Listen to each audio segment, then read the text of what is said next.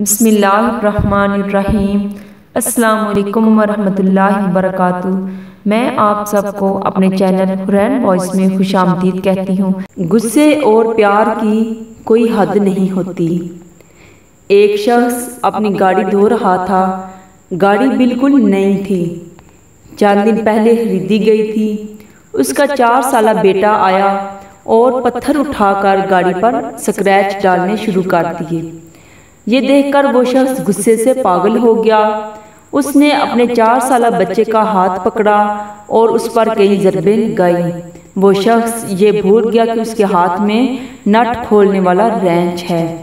اس نے رینچ سے اپنے 4 سال کے بیٹے کے ہاتھ پر ضربیں لگائیں۔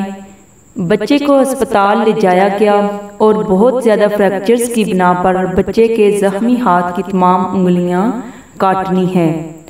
جب بچے کو ہوش آیا، اس نے اپنے باپ کو دیکھا تو آواز اور آنکھوں میں درد لیے فوراً اپنے باپ سے پوچھا، بابا میری انگلیاں کب واپس آئیں گی؟ باپ کے پاس اس بچے کے سوال کا کوئی جواب نہیں تھا۔ وہ افسردہ ہوا اور خاموش رہا۔ وہ گھر آیا اور غصے میں اپنی کار کو ٹانگوں سے ضربے لگانے لگا۔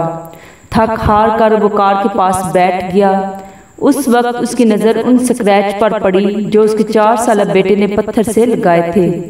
وہ سکریچ نہیں تھے، اس نے پتھر سے گاڑی پر ایک فقرہ لکھا تھا، لو یو پاپا۔ غصے اور پیار کی کوئی حد نہیں ہوتی۔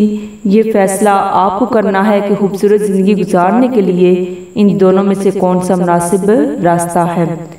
پرانے وقتوں میں چیزیں استعمال کی جاتی تھی اور انسانوں سے پیار کیا جاتا تھا۔ ہمارے دور کا المیہ یہ ہے کہ چیزوں سے پیار کیا جاتا ہے اور انسانوں کو استعمال کیا جاتا ہے۔